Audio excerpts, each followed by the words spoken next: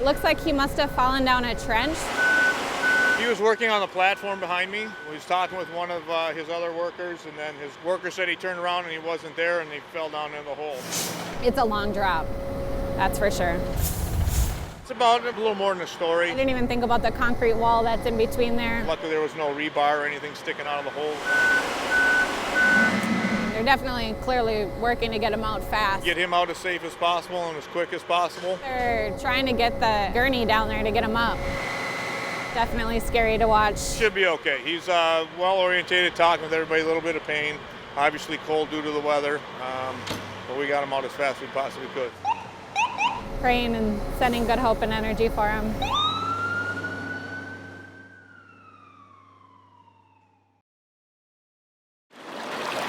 Oh, what a mess. The flood fight in Jordan Look at that guy moving it over there. makes for all-day roadside entertainment. Yes, it is. There's a lot of tourists coming through. As bulldozers and backhoes keep on breaking up the ice jams and trying to let the Sand Creek flow through. Look at that nice hole going through the water, going around the trees. It's going to make its own waterway now. Water still surrounds mobile homes in the Valley Green Park as some residents need shelter and others have missed work. It's just so inconvenient.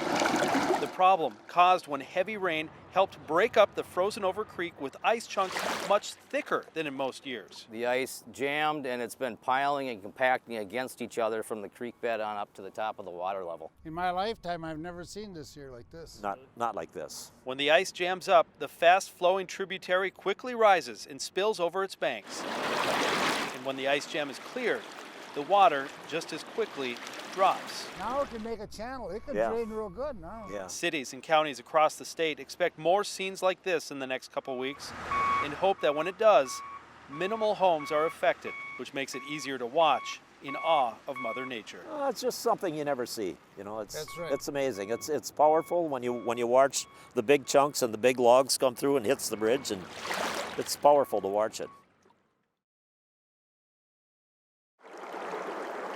Quiet is the norm along Mill Creek near Marty, which made the sound Nothing like this. Shelley Krippner heard yesterday all the more jarring. It almost sounds like there was a train going to come through my house. My house just like rattled and made a noise. My windows were rattling. Still, Shelley could not imagine what had just transpired roughly a quarter mile from her home. 3 people dead, all members of the Minnesota National Guard, on a maintenance flight in a Black Hawk helicopter. It's very sad. It makes me really sad because I know that people lost loved ones, you know. Today, law enforcement officers and military members in fatigues came and went from the crash site, while neighbors grieved for people they didn't even know. Just to show them our support. The Krippner family owns the land on which the Black Hawk crashed. Nearby, they erected an American flag, then said a prayer. That the Lord be with them. We're just sitting at home not doing anything, and I thought it would be a great idea to just do something constructive for the families, to let them know that we're thinking of them also. Already, they are planning a permanent memorial. Just let the families come here, and if they want to look at the site and stuff like that, they got something that'll always be here for them if they ever want to visit it. Late in the day, the Krippners were back. Wasn't quite done yet. With an addition. There we go. Brightening the same skies. Good. Yesterday darkened. Now it's complete.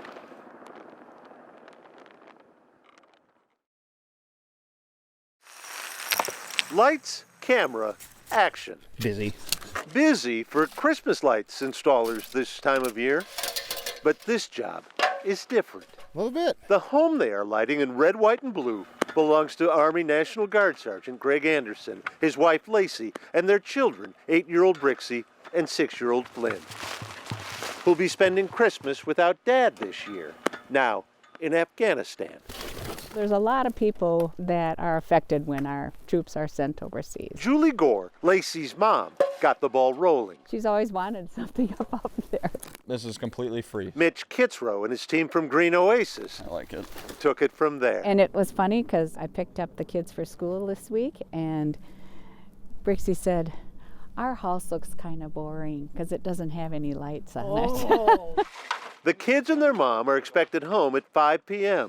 still in the dark. I couldn't sleep last night. I was thinking about how it's going to look and what the reaction will be. Turns out a lot of other people Thank you, Larry. wondered too. Oh, it's perfect. This is going to be so awesome. A community coming together to help a family feel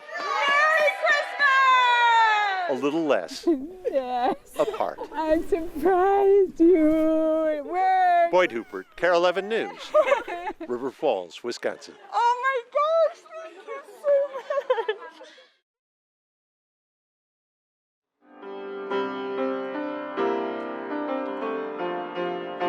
The Watkins Assisted Living Home has stood for years in contrast to Winona State University.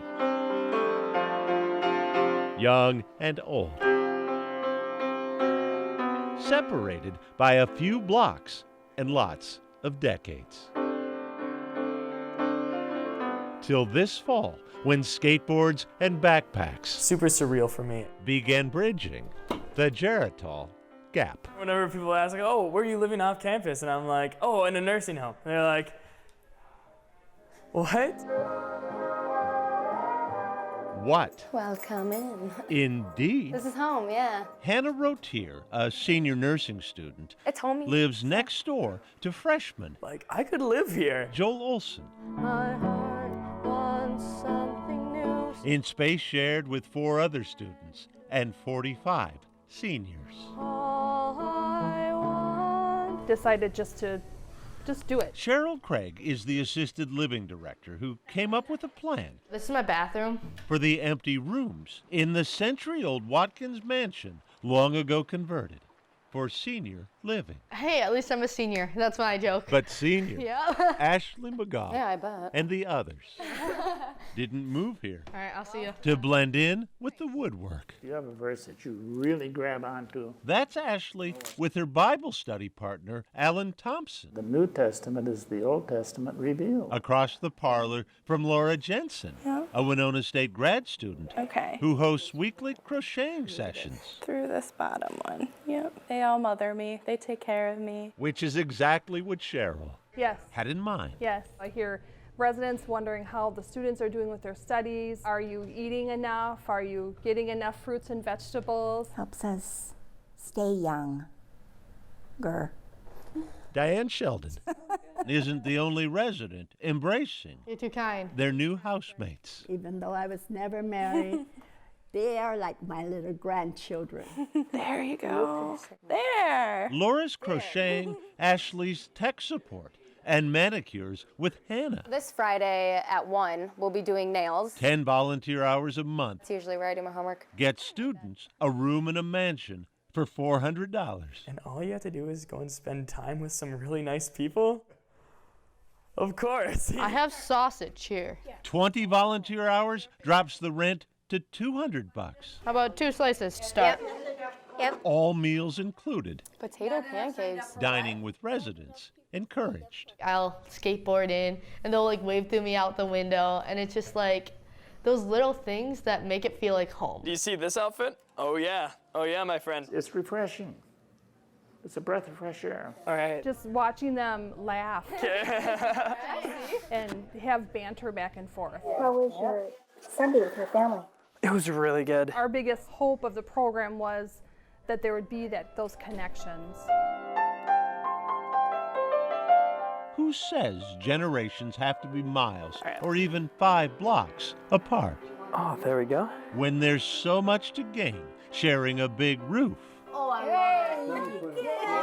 and a little bit of each other. Honestly, I wouldn't want to be anywhere else. Boyd Hooper, KARE 11 News, Winona.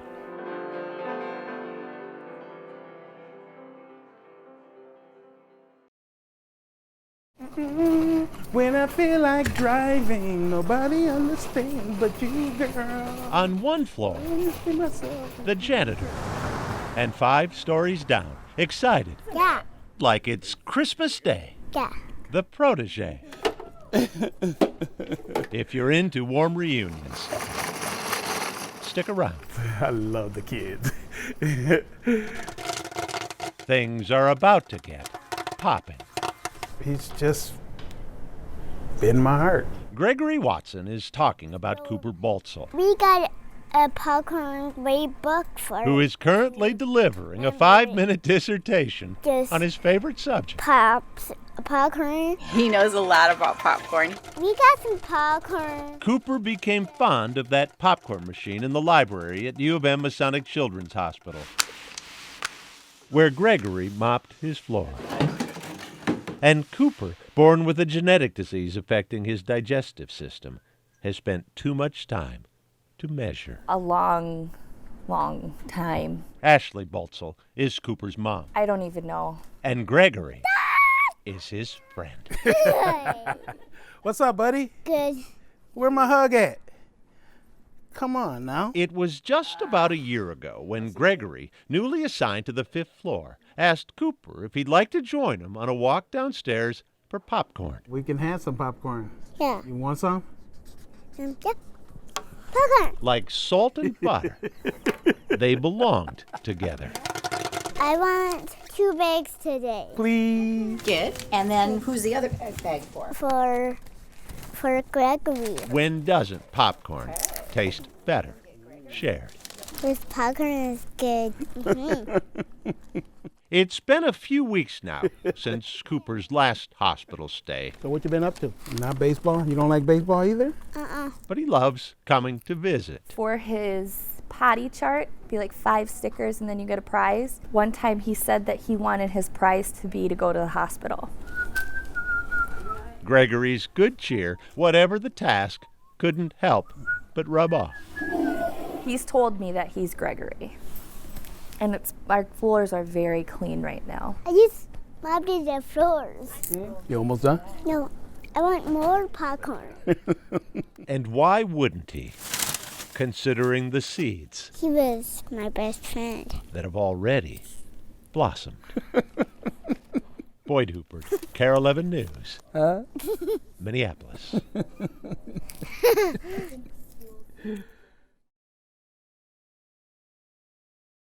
Low deals. In the game of life, 6. Harry Camp is in triple overtime. I was born September 20, 1910, which makes me 108. 108. 15 oldest man in America, Still didn't catch you, though. according to an online listing. Oh, what? Number 1 in Minnesota 6, and 7, 8. at cribbage. He's a very good player. Thank you, honey. Since he started the cribbage club here, they always look to him for guidance. Myrna Camp plays cribbage with her husband 4. at least once a day. Bernie wouldn't want to play with anybody except to beat the best. But the 108-year-old king of cribbage at Waverly Gardens in North Oaks Here they come. has a play date with a younger man. How old are you, sir? 105. Don Caruth from Chanhassen Summerwood Senior Community is ready. I'm a mover. All right. And then some. Well, I'm supposed to do something, I want to do it. So let's get it done. What's going on today? We're having a cribbage tournament between 2 of our oldest residents in Presbyterian homes. When Harry met Don, a game for the ages. Don Caruth, 105. He's been playing cribbage probably most of his life. I'm ready. And Harry Camp, 108. There we go. My wife and I played for years and years and years and years. Going to be a pretty good person that beats me. So we're going to find out today. We have Don Caruth here. Let's give him a hand. Green team, Harry Camp. Tell you, the 180 is going to take it. Both were alive for the entirety of Prohibition, and both were of drinking age during Prohibition. If you get too annoyed with me talking too much, just tell me to stop, okay? Stop. Oh, yeah. 30. Retired forester All right. versus retired principal. 1727. Each hoping to school I play, huh? the other. Oh, it's serious. Cribbage is serious for my dad, no doubt about it. Good hand. Harry jumps to an early lead. Don acknowledges his red-hot senior opponent. All right, here we go. Oh, yeah. 1521 for 3. Then the upstart Good hand. comes roaring back. Harry Camp is 4 pegs away. Don Caruth is 3 pegs away. 28. 31. And that seals it by a point. Good game. Okay. Thank you. Youth, edges, experience. Thank you. Good to meet you, Harry. The winner?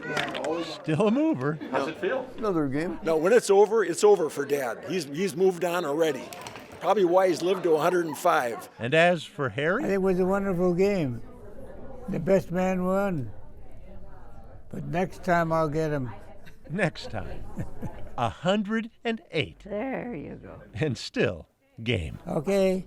Boyd Hupert, KARE 11 News, North Oaks. Oh, how about that?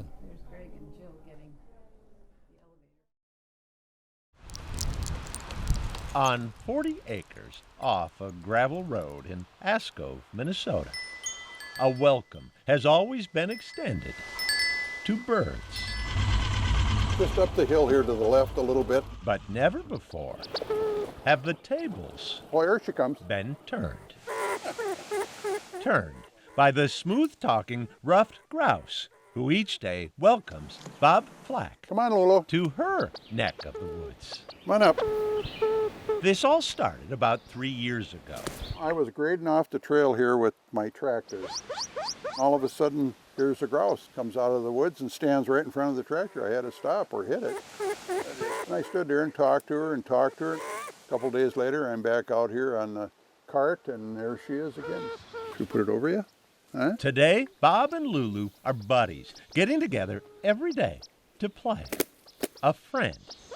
At the very time Bob needed one. She had congestive heart failure and pulmonary hypertension. Wendy is Bob's daughter, Yes.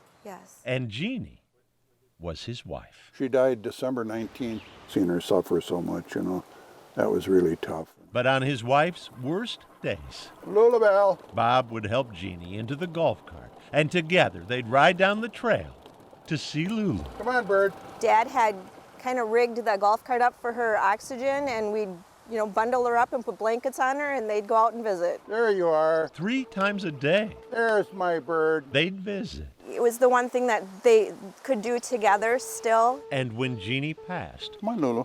Come on. Bob kept coming. When you're living alone and you're all alone all week, and I can come out and talk to Lulu, We can talk about anything. She don't care what I talk about. They play and sit together. Yeah. I think it's very therapeutic for him. Here, I'll give you a ride. For the 30 years this woods has been in the family, no other wild grouse There we go. has ever behaved like this. This amazes me. And you don't always understand it, but you know it's meant to happen. Yeah. A bird in the hand may well be the best gift a grieving spouse has ever found in the bush. She's part of our family now. Boyd Hupert, KARE 11 News, Ascove.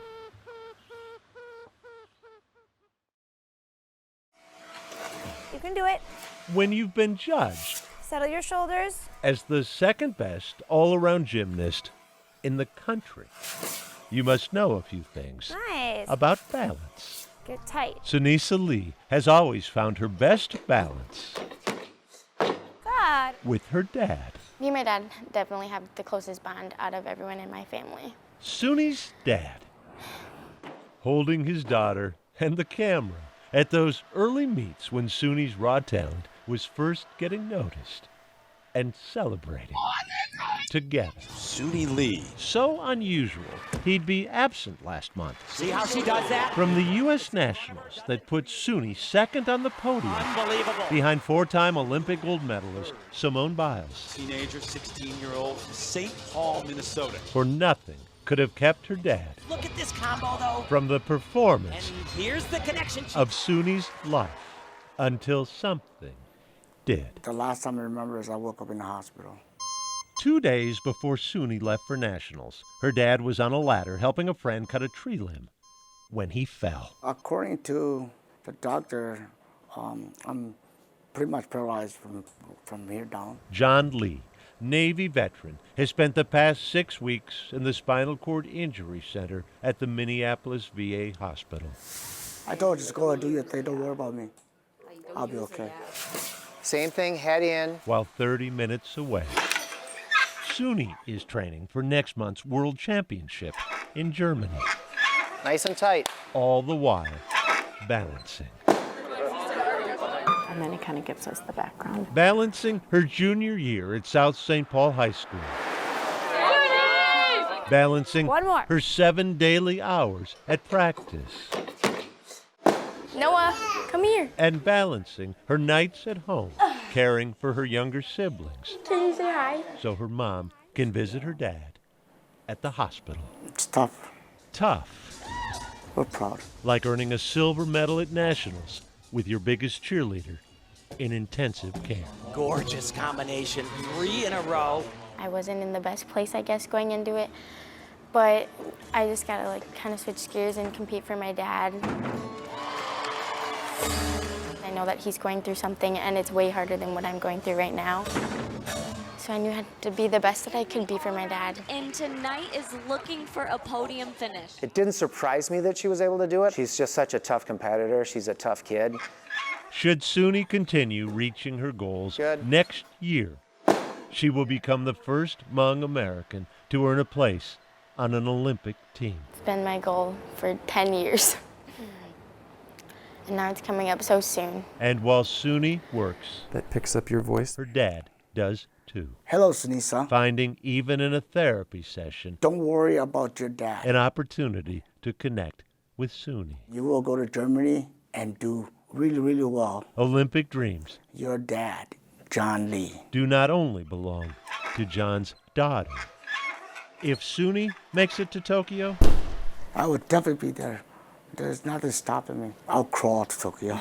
balance I'm gonna see Dad. means Suni wouldn't think about leaving for Worlds without stopping first. Hi, Dad. Here.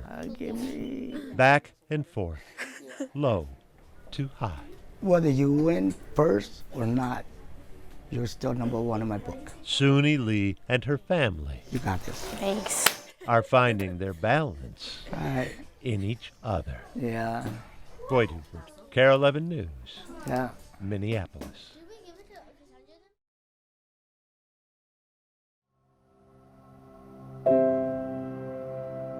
I met Tim at Wild Mountain Ski Area. He was the local ambulance, and I was injured pretty severely there. We joked about it for years later that he rescued me. I loved his yearning for public service. He wanted to help. We were together 14 years. It went far too quickly.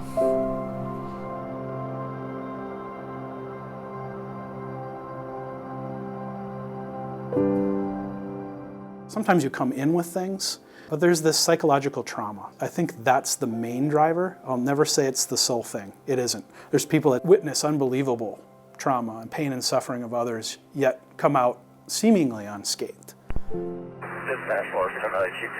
Maybe you get repeated calls to the same people over and over. It's called compassion fatigue. These repetitive things, the traumas from people you identify with, or you identify to your family, or it's the big things, the 35W bridge. I still remember him coming home after a car accident, and he was holding a child that had been in the accident, and he said, all I saw was our son's face, and it just really hit him hard. And there's times 6 months later, he'd still say, you know, this is still on my mind or bugging me, like as it just happened today. It's the funny thing with trauma, bad stuff, it comes back. When they encounter one of these very unpleasant calls that kind of leaves a mark,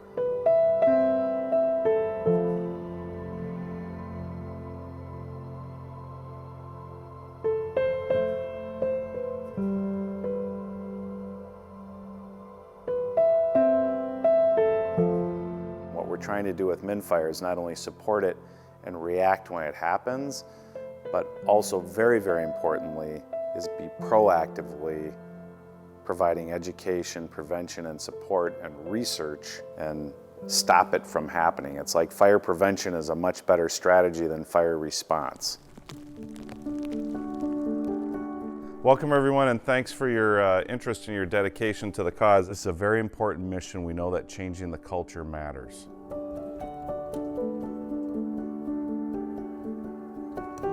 Every one of us has that superhero mentality, and we don't think it's going to happen to us, therefore we ignore it. until somebody pesters us enough to go after it and actually take care of it. And usually by that time it's too late. Half of all firefighters, think about dying. Think about suicide, right? So if it's not you, it's the person sitting next to you, and 20% of those people are making a plan, thinking about how they actually want to go through with it. What we know from the research on first responders is that they attempt suicide 6 to 10 times more than the rate in the general population. We were trying anything to try to get this happiness back in his life. The day he died, he literally left that morning for work. I wouldn't have told you that was the day that he was gonna leave us, because I thought, okay, he's doing all right today. And I hear a knock at the door, still not even thinking anything. And as soon as I saw the cop and the look on her face, I even said to her, I said, something's wrong. And she says, yeah, why don't you sit down? And told me that they had found him. Hardest thing you have to tell your kids is, you know, your dad's not coming back. We need people to understand that getting help when you have psychological trauma is important. If I'm helping you, I have to be healthy. I need to make sure I'm okay. And I think that's just my duty as a responder.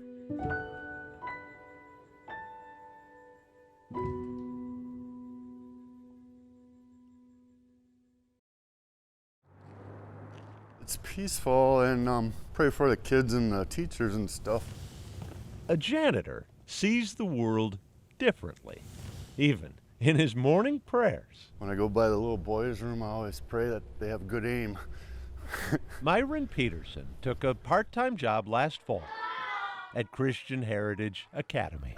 Danny? Then, what'd you get? Strange things started appearing. When they first started showing up, we didn't know where they came from. Random drawings popping up overnight in Mrs. Bolt's pre-K room, Number 1, Mr. Woodbury's science room, Equals. and Miss Carlson's third grade classroom. The little bear was sitting there for about a day or two, and all of a sudden the reindeer joined him. So the kids were excited. They saw it right away.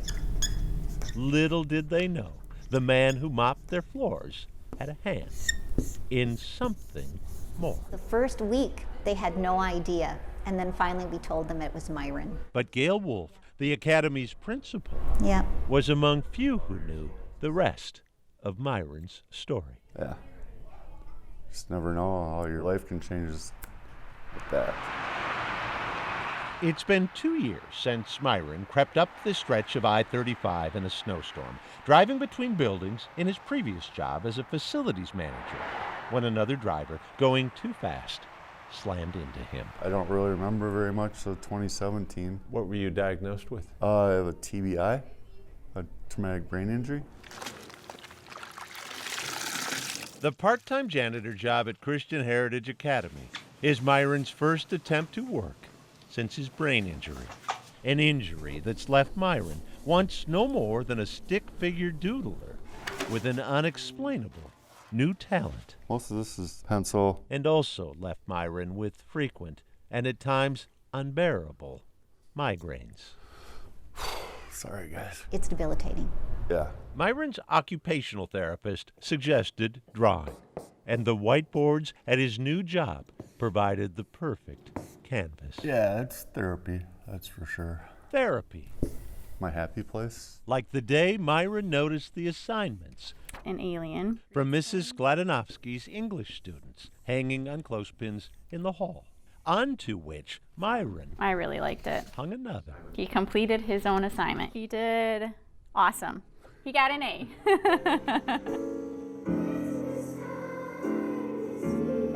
Daily, their music wafts across the school, bringing comfort to Myron as he goes about his work. They give him a gift. Yes. Sharing. And Myron likes to think he's doing the same for them. They come in and they get all excited. Oh, look who's on our board today. I love them all. I like them all too. I like them all too. Christian Heritage Academy had advertised for a janitor. You got more, didn't you? Yeah, I got a beautiful man. A beautiful soul. School and janitor. This is kind of a selfie. Leaving their marks on each other. It's a blessing to be here. Boyd Hooper, KARE 11 News, Lakeville.